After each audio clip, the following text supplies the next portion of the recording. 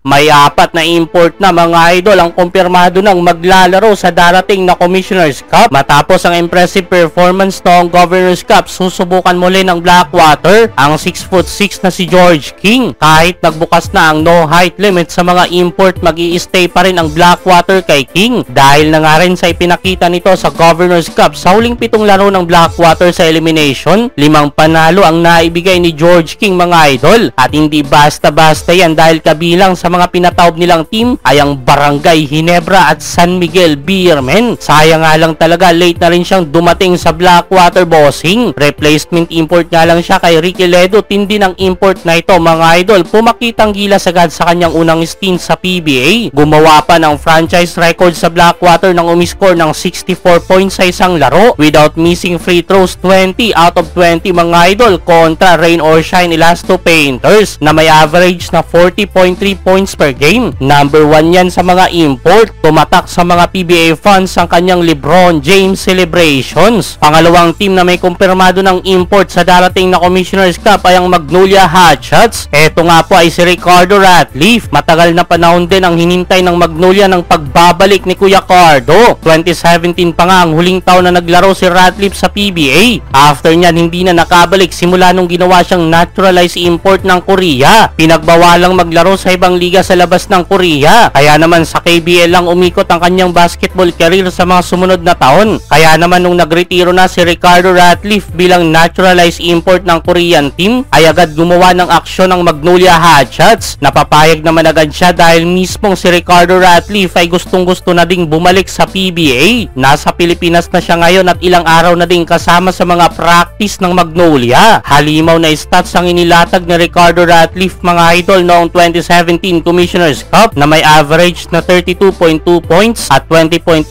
rebounds per game. Bagong import naman ang ibabandera ng Phoenix Fuel Master. Literal na bigatin mga idol, 6'9", 245 pound na si Donovan Smith. Currently 31 years old, produkto ng Quinnipiac Bobcats ng NCAA Division 1. Naglaro na sa iba't ibang bansa, Romania, Spain, Cyprus, Georgia, Austria, China at ang huli ay sa Kosovo. Hanip ang import na ito mga idol, mabigat pero mabilis gumalaw. Sa laki at sa bigat na 245 pound ay kayang sumabay sa takbuhan. Mukhang nakaswerte ang Phoenix dito kay Donovan Smith. Complete package mga idol, nangangain ng bantay sa ilalim. May matulis na outside shooting, smooth na smooth kung bumitaw. Mala Kevin Durant ang galawan sa perimeter sa kanyang mga fadeaway jumper at masipag din sa depensa mga idol. Samantala hindi natuloy ang Dwight Howard sa Converge Fiber pero bigatin pa rin naman kinuha nila Coach Charles Chu. Isa ding legit NBA caliber na si Chick Diallo. Solid ito mga idol, 5-star recruit at MVP sa McDonald's All-American Game taong 2015. Naglaro lang ng isang taon sa college tas nagdiretso agad sa NBA. Second rounder pick noong 2016, tumagal ng 5 season sa NBA mga idol. Naglaro sa koponan ng New Orleans Pelicans, Phoenix Suns at Detroit Pistons. 2018-2019 ang best season ni Diallo sa NBA kung saan naging malaking bagay siya sa team ng Pelicans, especially sa depensa. Solid backup big man siya noon ni Anthony Davis. After ng kanyang NBA stint, nagpabalik-balik sa Japan at Puerto Rico. Batang-bata pa etong si Chick Diallo mga idol, listed 6'8". Halimaw sa ilalim ang import na ito, high flyer big man. Halos puro dakdak ang mga highlights nito sa YouTube. Former teammate ni Matthew Wright sa Kyoto Hanarez sa Japan B-League. So sila palang mga idol ang 4 na kumpirmadong import sa darating na Commissioner's Cup. George King sa Blackwater bossing, Ricardo Ratliff sa Magnolia Hotshots, Donovan Smith sa Phoenix Fuel Master at Chick Diallo sa Converge Fiber.